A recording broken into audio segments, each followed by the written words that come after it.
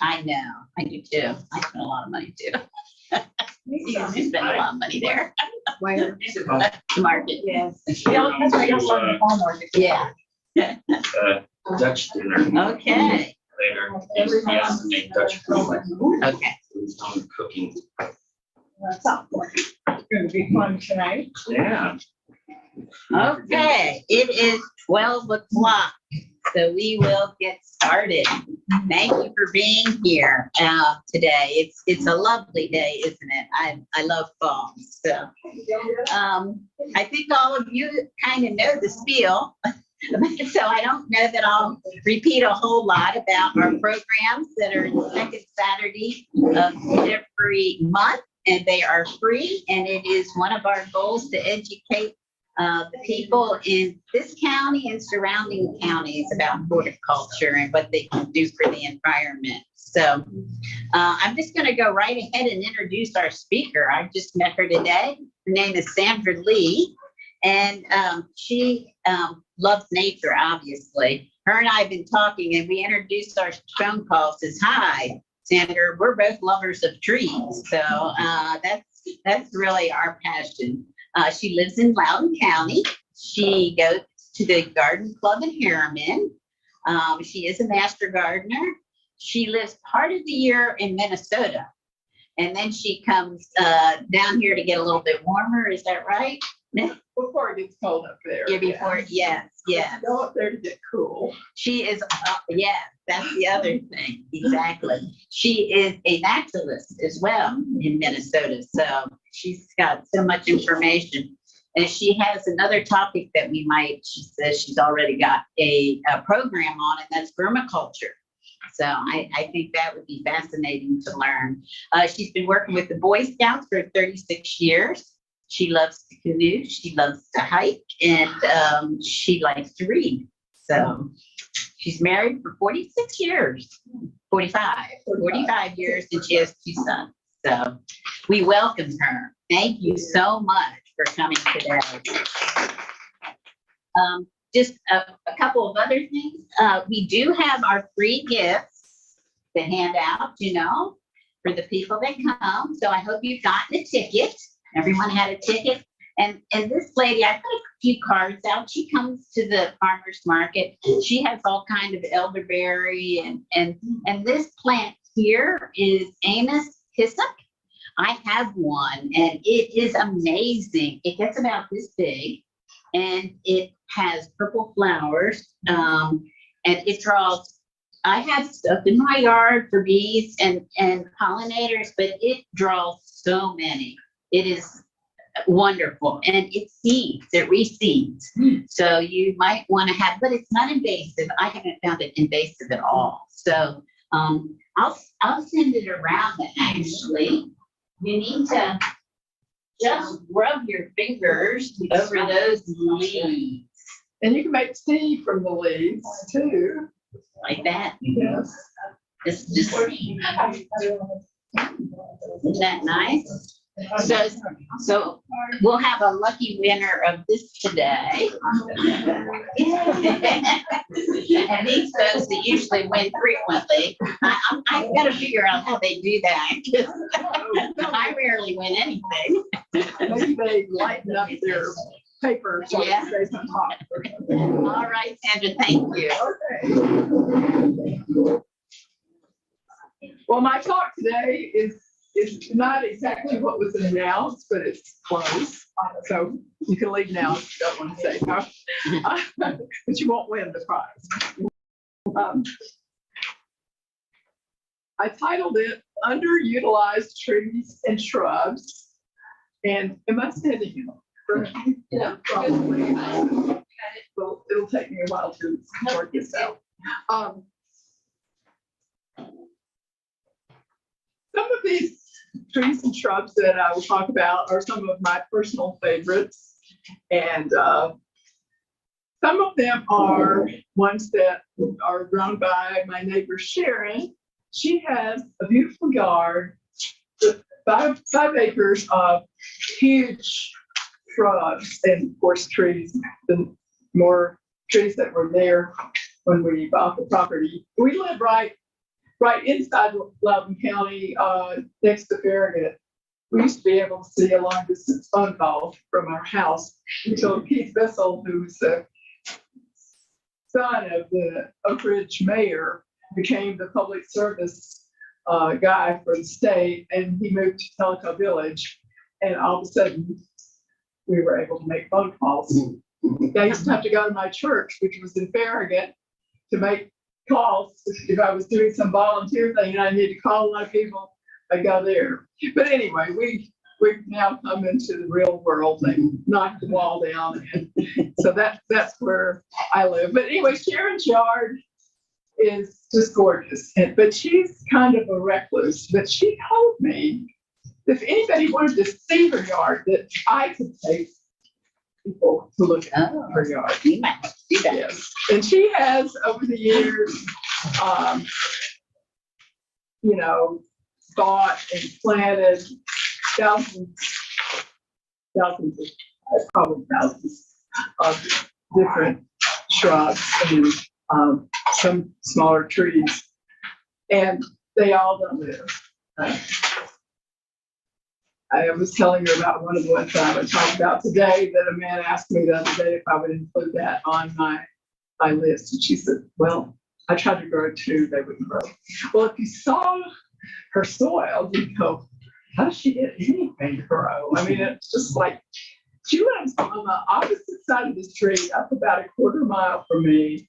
And I guess I have a lot of red clay as well, but she does. And her lot seems to be drier than mine, but still she keeps trying to plant more things, and I think that's what gardeners do.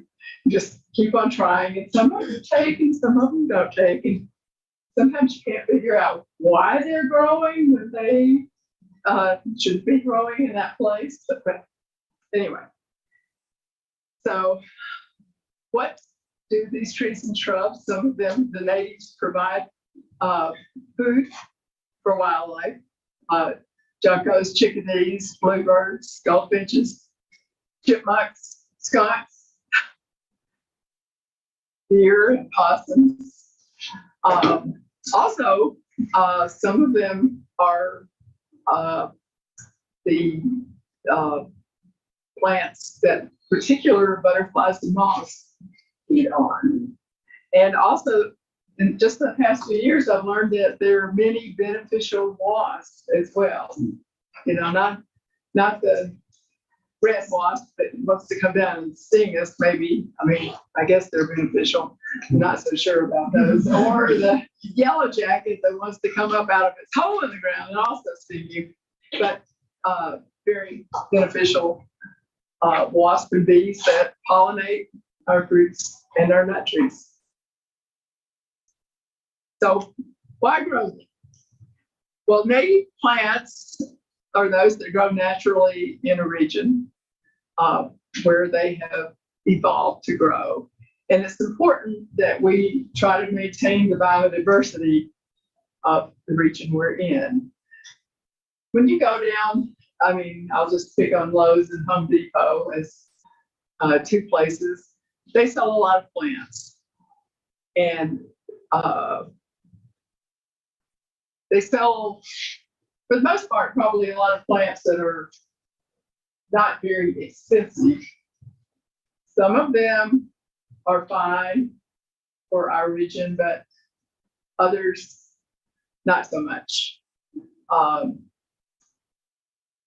remember visiting my sister in Mississippi, and every yard in that subdivision had the same plant, and it just sort of like, or same shrub, and I was like, I came to think of this shrub every time I see it as being really ugly because it was just everywhere, and it wasn't particularly pretty shrub anyway. But that's what the builders had planted because it was cheap and probably would grow fast. And some of the things, I mean, I have planted some. I planted one up in Minnesota.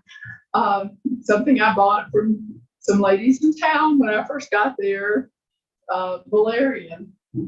If anybody grows that, Well, it is invasive. It's easy to pull out, but it creates hundreds of seeds. Each plant does it. It smells really good. A tall, skinny thing. And I love seeing it growing and I love smelling it. But then when I look around and it's growing in every crevice and cranny in the yard there, I feel kind of bad about the fact that I'm the one that planted that thing. So have any of you ever grown anything that was particularly invasive? Yeah. And sometimes they're beautiful. They may be invasive up there, but they're not invasive here. A friend from Memphis years ago brought me tansy, and I planted it. Tansy's very pretty, pretty old yellow flower-like things. It's horrible up in Minnesota. It's in every ditch. It's in the middle of every park. It's everywhere. Here, I think it must be too humid for it. Anybody grow tansy here? I mean, you can use it for killing, supposedly for killing or keeping fleas away, because it's real aromatic. It's not a particularly nice aromatic smell. So natives also provide people with better habitats to live in because they don't need as much fertilizer. They don't need as much water as a non-native plant may need. So that's one of the things. They also help store carbon dioxide. Of course, many plants do that. And they provide, as I said earlier, habitat for birds and butterflies and other creatures. Here's a quote from Ernest Thompson Seton. I know him, I first heard his name from the Boy Scouts. He was an amazing artist, naturalist. He came from England and he started a group. I can't think of their name right now, but they were like the precursor, the Woodland Indians, they were called, I think, up in Massachusetts. And then and I can't remember the story how he got together, and he was one of the early founders. I actually met his daughter or granddaughter a few years ago and got a book that I just started reading because of this. I thought, oh, I found this quote, and I thought, I've really never read that Ernest Thompson. It's his autobiography. It's really fun. And I also have a copy of this book, and it's really old book. Anybody that likes to read about animals would enjoy that. But anyway, Ernest said, every tree, like every man, must decide for itself. Will it live in the alluring forest and struggle to the top, where alone is sunlight, or give up the fight and content itself with the shade? Yeah. So, I mean, that you can think of all kinds of meanings for that quote. All right, here's my very favorite, mostly small tree. It's the serviceberry, or as in East Tennessee, we call it what? Anybody know? Sarvis. And it's Sarvis, I believe, because Sarvis is the way some East Tennesseans would say the word service. Mm-hmm. It was used, it's the first flowering tree in the spring. And so when they didn't bury people, I think in the old days, in the wintertime, because the ground was too hard. Mm-hmm. I think these days you can bury people anytime. The ground's never hard anymore. But so they would use the sarvis for funerals back in the day. Well, one of the things that I like about it is beautiful, beautiful blooms. This one is a hybrid called Autumn Brilliance. And on the right side are the berries. The berries are absolutely delicious. The first time I saw them up in Minnesota, I came back to my master naturalist class and I said, I just found these giant blueberry plants. There he looks at me, Well, no, it was service berries. And they are related to apples. They're pomes. They have a lot of tiny seeds in them. If I'd had an abundance, I would have brought some for you to taste the cut, but I not only had to have 8 or 10, I would have brought you some today. They have tiny seeds. They taste like blueberries. And from what I have read a while back, they're probably actually more nutritious than blueberries. Wow. They grow them in Canada. It's a commercial crop. They're called several other names too. They're called Saskatoon. That's from Canada. Indian plums. The Indians actually used them. They dried them a lot so they could eat them all winter. And they're high in vitamin C and other nutrients as well. But I don't know why I like them so much. I have one in my yard here. I had one when we bought our property. My husband bought the property 46 years ago. And it was really tall. And it eventually passed.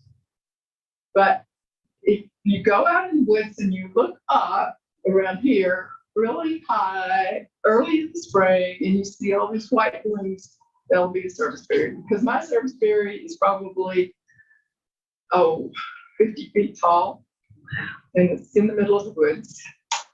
I'm so fascinated with this, I should just call it the whole talk. Serviceberries. Nobody would know. Or it's harvest. We're having harvest today. They might have thought it was the church service, right? Anyway, my son lives in Portland, Oregon, and he was visiting just last year. I guess it was just last year. He and I had gone hiking up on the Cumberland Trail at the Crab Orchard exit, but when you go east, if anybody's ever been up there, it's a really, not a very difficult hike, really. It goes down to a river that's called a creek, Daddy's Creek. Daddy's Creek. Yes, have you been up there? It's not a wonderful place to hike. It's lovely. It's hard to find. Yeah. But once you find it, it's very remote. Eric and I were up there hiking and we were talking about serviceberries, and he had just told me about his friend who has a podcast called Completely Arbitrary. This guy is an arborist for the town of Portland, city of Portland, and he and another fellow do a podcast every week on a different tree. And his name's Casey. I don't remember his last name. But anyway, we were talking about Casey, and I had listened to the podcast, and I said, well, with the serviceberry, he said he'd never eaten one because all the ones out in Portland all had this rust, which I've seen up north as well on some of them. And so they don't really produce, they produce a berry, but it's got rust on it. You wouldn't, it doesn't taste very good. So anyway, I said, well, Eric, I could make some serviceberry muffins, and we could send them to Casey. So anyway, he had called Casey or texted him, and while we were hiking up there, Casey texted back and said, yes, he would love to try serviceberry since he never had one. And he's very knowledgeable about many, many trees. They're long podcasts, they're like an hour long. But he's funny. The guy that they kind of do silly things off, each other.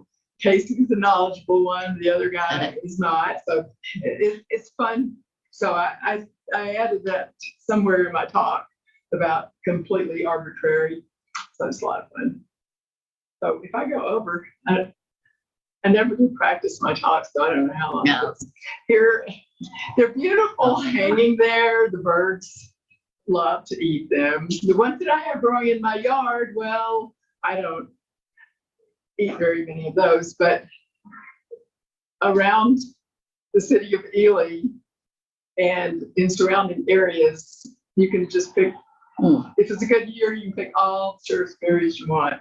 Unfortunately, I went to Norway this year just as the service berries were coming in. So my other son and I picked some, and then I didn't get as many as I wanted. But see how beautiful they are. Yes. All right. That just tells you a little bit how to plant them. They're kind of an edge tree. And normally the ones up there are not, you might even call them a shrub instead of a tree.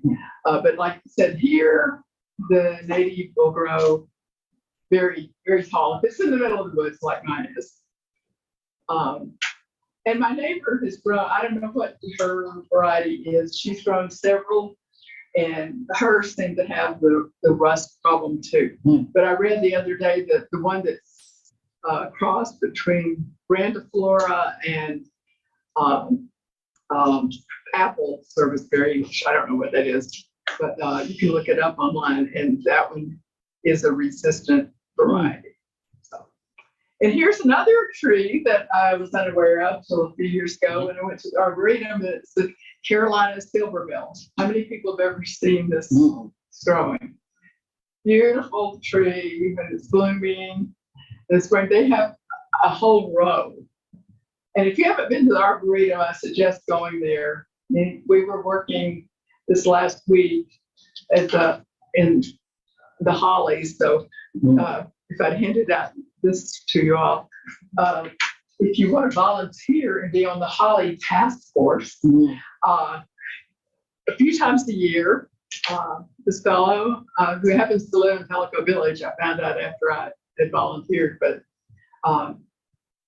he sends out an email telling you when the work day is, and you come to work from like 9 to 12 or however long you can work, and clear out the underbrush and chop limbs off the hollies that you think need cut. You're not managed very well, so you can kind of do whatever you want to. I did ask him a technical question this time. I said, so there's some little ones growing under there. These are Japanese hollies that I was working in.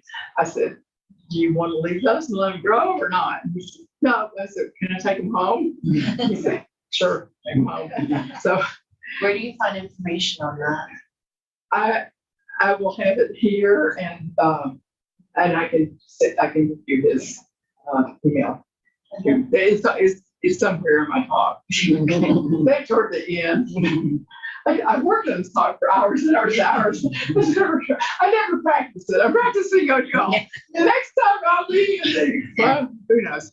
No, I don't plan to go anywhere else. Anyway, the Carolina silverbill, I'll have to get closer so I can read what it says. 30 to 40 feet tall.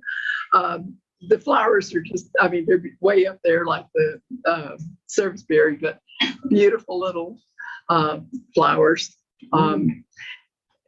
He said, the fellow I was working with said that he had tried to find one, but they were hard to find. Yeah. Like, many native plants are hard to find. And what I'm giving you at the end is a few places where you might, around here, that you might be able to get one. So. I need shade. That's great. Yeah. And here's another of my favorites, given to me by a neighbor years ago.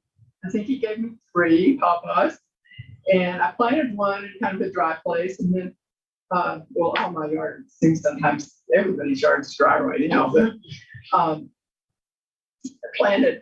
We're at the headwaters of Town Creek, which goes to Lenore City. I don't understand how we are.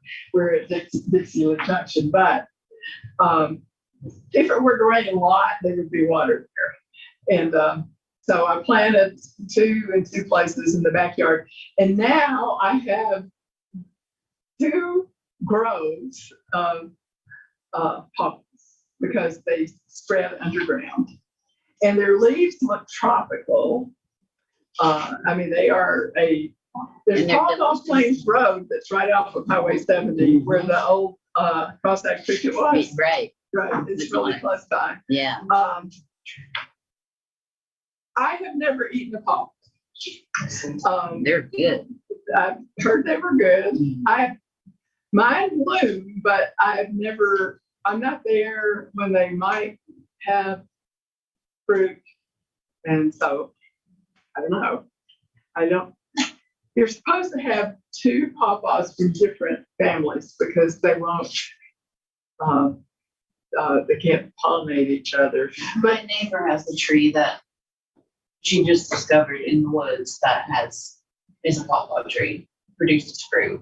Oh, excellent. She's saving seeds for me. Good. My understanding is you have the male and female. It's not just cross pollination. Is it the male or female? I did look long ago. I looked it up and I've forgotten. Yeah. The little blooms are beautiful. They're very small. The spring bloom there, and there's a picture of the pawpaws, which I've never seen. I did ask at a nursery in like the end of the summer one time, and they had some. Yes. I've been desperately searching for pawpaw for Okay. about 2 years. Native, but They're all sold out. all the time. Tennessee Naturescape. Yeah, that's one of the places. They had them. Yeah, they sold out. I When I can't find them anywhere. Overhill Gardens in Von Orr. That's one of the other. I'll give you this. And Okay. do you anybody want these now? So Yeah, you I can you these out. can, I'll hand them out. yes. I might have seeds at some point. I'll Yeah. get the seeds. The easiest way To would give be you like contact. if you came to my house and we could just dig one up for you. Yes. Because I mean, they're making little babies. You can do that. You can come to my Okay. house and I'll give you one. Great, thank you. Yes. Well, let's wait until it rains. Yeah. Yeah, And then you can just. yeah, I want as many as I can, so seeds Yeah. also. Yeah. Yeah, I'm gonna get some and start planting some. Yeah. Yeah. Yeah, mine are, I mean, they were planted in the edge and I'm not sure. You'll have to wear blinders when you come to my house because you'll think this woman can't grow anything but invasive honeysuckle shrubs. Yeah, I should have put a picture of them in here. I even bought myself a chainsaw a couple of years ago and never used it because I hurt my back at the time. I think my back is okay now. I'll use the chainsaw. Another favorite of mine is red buckeye. Mhm. It will grow, some of them will grow into trees. The one that I have is, well, it's practically laying on the ground now. My mother gave it to me years ago. She had a couple little buckeye trees out in front in Mississippi. And then my sister and I went over on our land that we own through a swamp, and there were a lot of buckeyes growing out there. But once again, they have beautiful red blooms. My little one, the leaves have already fallen off of it. I think they fall off really early, especially if it's dry. And mine is in the shade now completely. Mine never have had, they've had the flowers, but they never had the nuts. But my neighbor does. She had to cut one down. She almost thinks of them as invasive at her house. So the church has them and it has babies. So in the spring, I might be able to, if anybody's interested in Yeah. baby. Can you eat the fruit? No, it's poisonous. Yes, boys. No. Don't eat the fruit. Glad you asked that question. Well, the fruit is like a hard nut. There are, large buckeye trees that grow here in East Tennessee as well. I'm not sure what color the flowers are on the large buckeye. I've seen the buckeye trees before. I should have brought a bunch. There's Isn't there a Carolina buckeye? Yeah, I think that And I don't know what it probably is, but I got that in NatureScape. you can, in your spare time, you can. Look it up. Yeah. It's in there. But it is just very beautiful, early flowering plant. Do any of the wildlife eat the fruit? I don't think so. Looks like the flowers would be great for hummingbirds. They are good Oh, for yeah, hummingbirds. yeah. I don't know, but that's a very good question. We can look that up. Somebody get their phone out. I don't know. Well, Elaine's already looking at it. Well, Yeah. but it's not gonna tell, it's probably not gonna, that book is my favorite tree Yeah. book in the whole world, but it doesn't tell you that sort of thing. When we built our house, our architect suggested we plant hawthorns right in front. And my husband, I wasn't familiar with hawthorns. My husband didn't want them. So we never planted them. You know, they're thorns. I see them in the wild up in Minnesota a lot, but I've been wanting one myself for a long time. So I have one now. I've had it in a pot for about 2 years. So it's about this tall. So it is a Washington hawthorn. It came from, I'm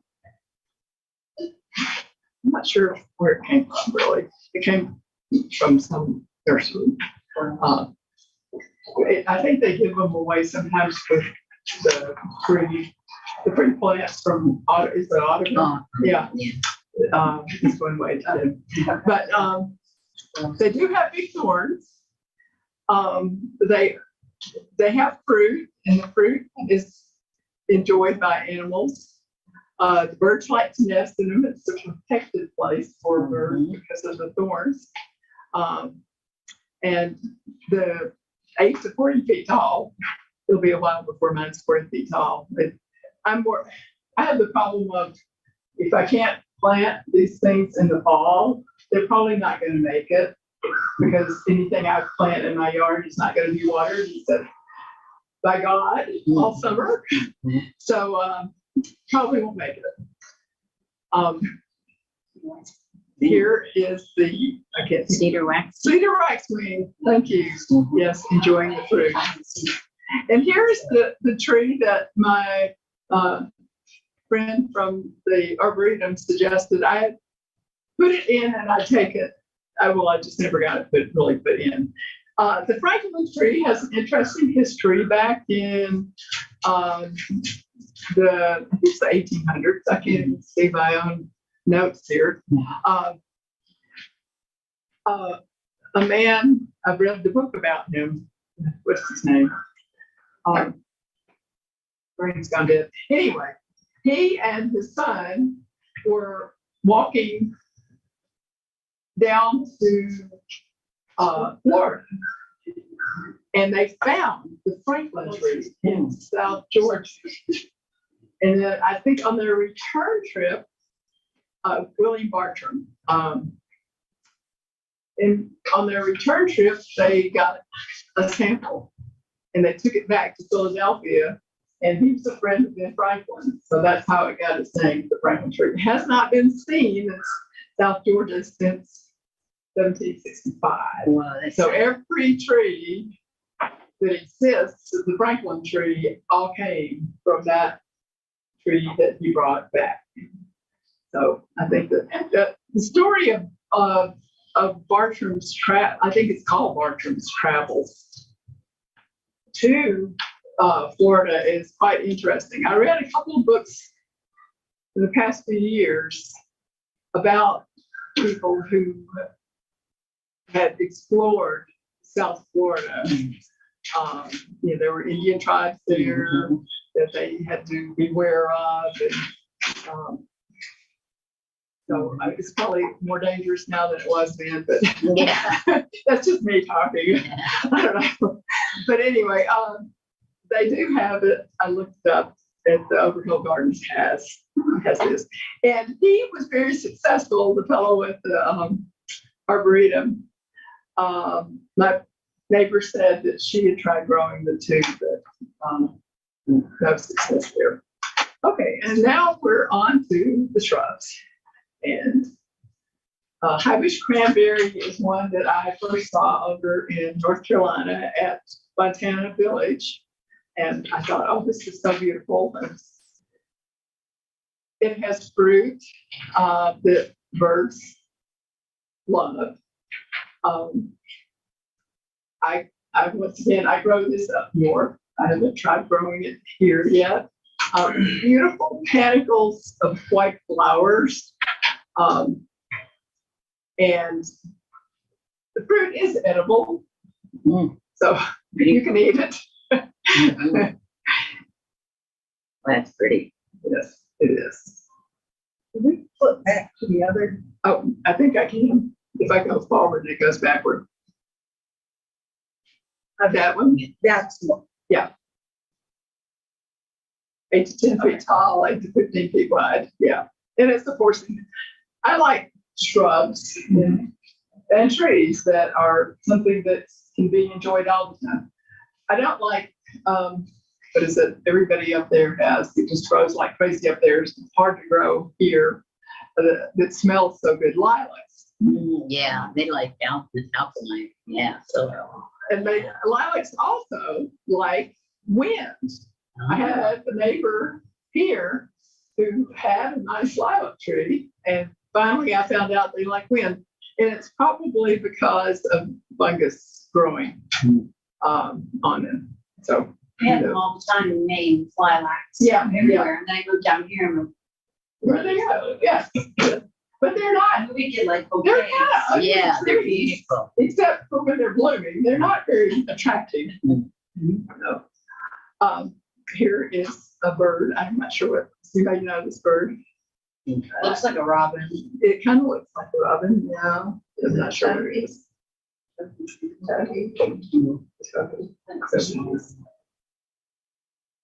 Clather is one that my neighbor grows, and I think I have some that she's given me as well. It's called summer sweet or pepper bush.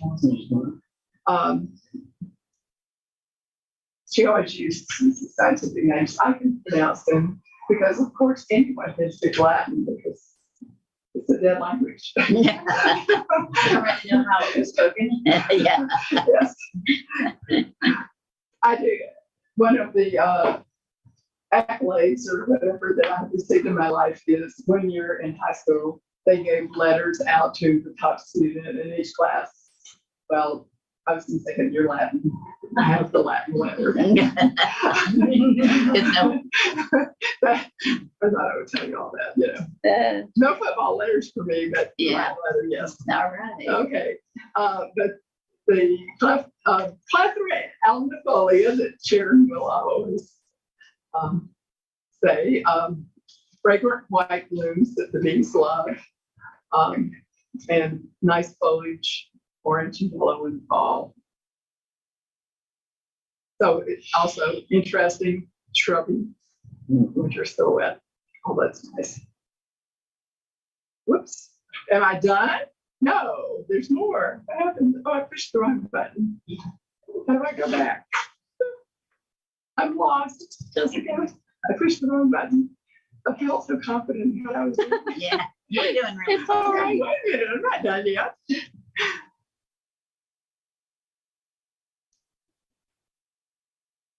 It's easy to and hit the wrong button on that. Yeah, it's just right below there. There we are. That's where we were. Thank you. Just let me fix something else.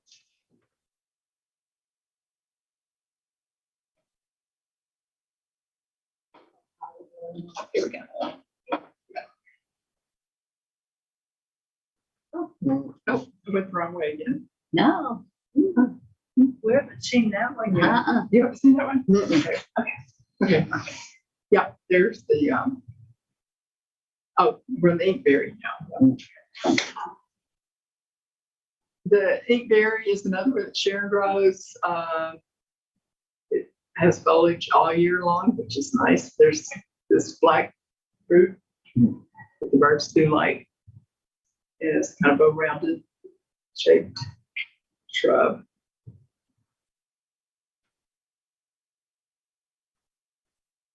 But you have to have the male and the Yeah. root to grow it, yeah.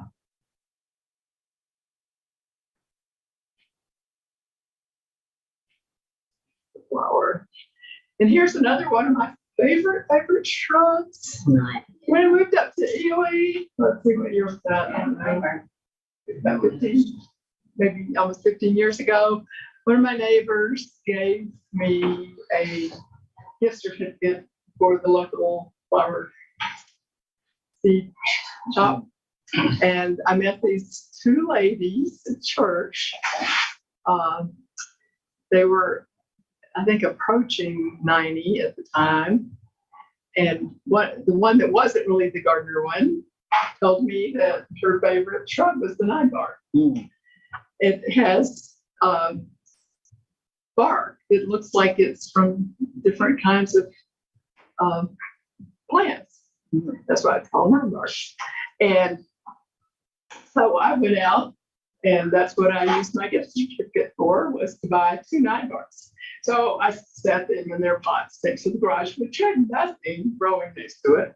And I moved them around back and forth, back and forth. And finally, one day I thought, okay, got to start digging a hole. So I dug a hole and I planted them. And then I took the little tag inside and was going to put it in a book. And I look at it and it told me that one of them was going to be 12 feet wide. I'm like, oh my gosh.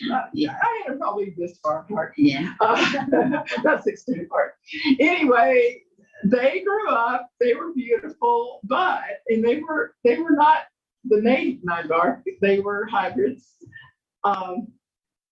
They both, over time, got fungal diseases, and because anytime they would get too wet and stay wet, and I had to trim them a couple times, and they're doing fine now after all these years.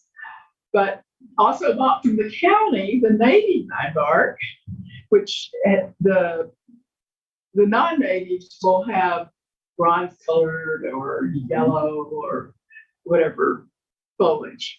But the natives, the foliage is green. But they all have the pretty flowers early on, and then they have the fruit. It's definitely a 4-season shrub. Looks good all year. I mean, it does lose its leaves in the winter time, but it retains its full berries. So it's what I really like. And my neighbor has several. I think they're the hybrids. I'm not sure. So provide flowers, the berries for the birds, the fall color. It's a dazzling lime green ones, burgundy ones. Next, here's one that I might have seen before, but I'm not sure. Eastern Wahoo. You see how beautiful the flowers are. Sharon does not have this. It is available. I believe it was at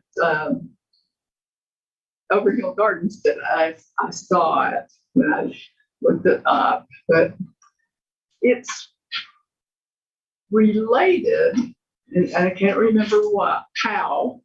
It's related to Hearts Bustin,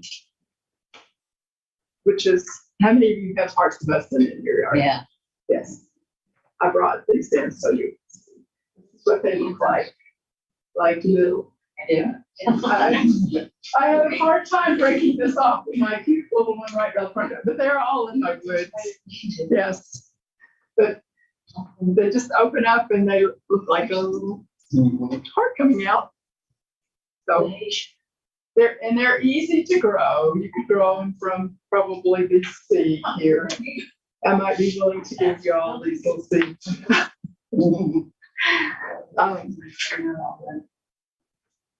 There's another picture of the wahoo. You see what beautiful flowers it has. So the references I used, I brought most of them in. Trees, Shrubs, and Hedges by Jacqueline Harito. This is a really great book. Mine's coming apart, but I highly recommend this book as being an excellent source of information.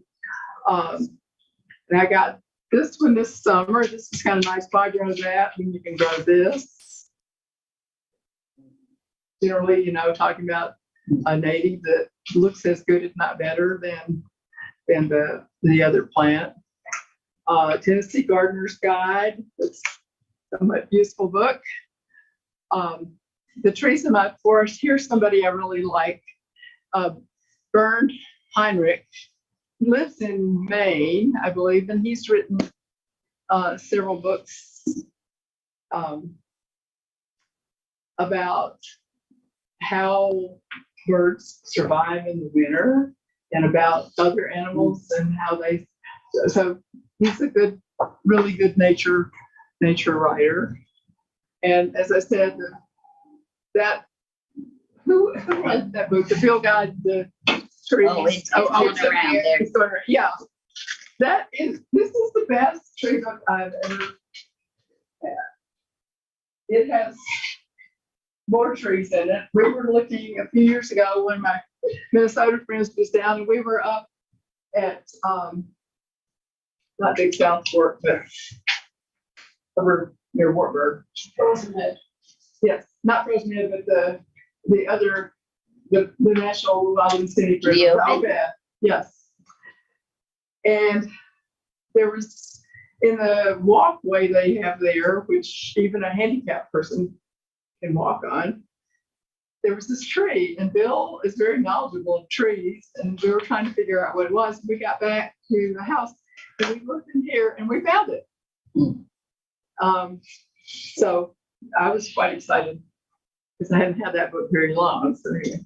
And so then I mentioned the podcast of Completely Arbitrary, Casey Clapp and Alex Croson. And I've listened to one podcast that's about the evergreens in a part of Oregon, and they think that place is where, I think it's a particular spruce originated from all the information they've gotten. They think that's the very place, and then it, slowly moved around the world into other areas. So Casey is entertaining. Yeah. Yes. So and here are just some more of my favorite persimmons, and I was eating a persimmon or 2 or 3 this morning. There's one that's on the road where I walk my dog around a little circle, and the dog the other day liked persimmons, but today she didn't want one. I don't know why. I do have a persimmon tree on my property at the edge too, but I'd like to have more, and I've been meaning to look up more. I've heard that they'll only grow after the possum eats them, but who knows? I have 2. And it looks like in the fall, it looks like they're gonna die because everything just like, but they're full of persimmon. Yeah, But they yeah, just the look other like they're leaves gonna are gone. die. I mean, they don't even turn color or anything. They just kind of. And so last year was the first year I found them, and I thought, well, it's gonna die. So it came back. It was fine this year. So yeah, persimmons. Yeah, there was not little bitty anymore. Years ago, there was one, usually they'll be in the woods, but I don't know if somebody had planted this one or cut everything around it or what, but it was a little tree. I don't know, but anyway, now it is a huge tree, but it stands alone. It's just unusual to see one out, but it's a beautiful. Mine's in the forest. Yeah. I don't know where. Yeah, I know. Most of my things just get planted by squirrels or possums or whatever. The American beech I really love because it retains its leaves the whole winter. They're brown leaves, but it's pretty. There's some really big beaches over. One of the places I was going to tell you about is Rockwood Forest. Who's been there? One person. All right. Rockwood Forest. Go to Rockwood. Just leave here, turn right. I think it's the last traffic light in Rockwood. You turn right. And then you go across the railroad track and up 2 streets, take a left, and it goes to the ball fields. And at the far end of the ball fields are all these paths that you can walk on. The Girl Scouts have put a picnic table out there, and they've identified some of the trail names, but you could get lost. It's not a real big area. Linda and my friend Linda was here a while ago. We've explored that extensively, and we've explored behind it. And if you were to go up the mountain, you'd be on Mount Roosevelt, which is off of Highway 70. So, but it's a great place to go, and it's relatively easy walking. It's not anything that's real challenging, but it's one of my favorite places to go. But the other things I like, sassafras, sumac, staghorn sumac, which is always considered a junk tree, but so beautiful in the fall. You might want to plant it. And I have Jane Magnolia, which has just done magnificently. And I gave my friend an Ann Magnolia, which is more of a shrub. And hers bloomed 3 times last year. So that was exciting. The red oyster dogwood is one with the red stems. And then I have a yellow stem one. Yeah. And arrowwood, I think I misspelled arrowwood. I think that's all one word. Arrowwood viburnum is another nice shrub. And hydrangeas. The native hydrangea. Yeah, Really love. something, so when we went away, my whole yard got eaten by deer.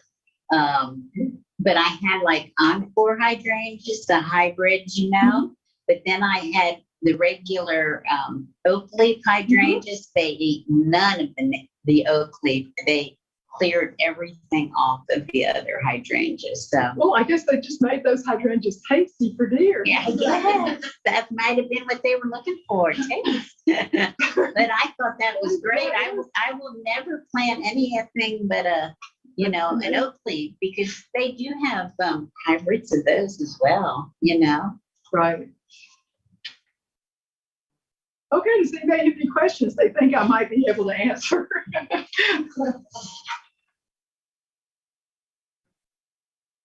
Well, I found it interesting where you were talking about the plant that is invasive in one place and is desirable in another. Out in western South Dakota, we have mullein. Yeah. That is so bad out there that, the county, drives around looking for it. And if they'll send you a notice and tell you you've got to take Rid of care of it if it's getting away. Wow. Is that the tall one with Yeah, the yellow yeah, stripe? yeah. It's one I like grow. I like grow in my, here and also up Yeah. north. Yeah, because the first season, it's got just a little bushy, fuzzy Yeah. leaf. And then the next year, the big stalks come up. Yeah. Somebody thought it was lamb's ear. One of my friends Yeah. says, I Yeah. have lamb's ear in my mouth. But it is, it's beautiful. Yeah. It's a beautiful plant to grow here. Yeah, But like, For cheese and for. And I don't Yeah. think it's, yeah. oh, yeah. And after we had a wildfire, it just like took off everywhere. Oh, yeah, yeah. Plants have to keep conditions. It does. Yeah. It does. Yeah. Well, there's some invasives up there that they have out west too. mustard. Mustard, Yeah. mustard can be, I'm thinking about spotted, what's it called? Nettle. No, it's not nettle, it's, little bitty plant, with real pretty little bluish purple flowers, Yeah. but I can't think what it's called. And what it'll do is, it's one of the plants that's allelopathic. It will kill everything around. Yeah, I know Cricky Jenny was a real bad one. Yeah.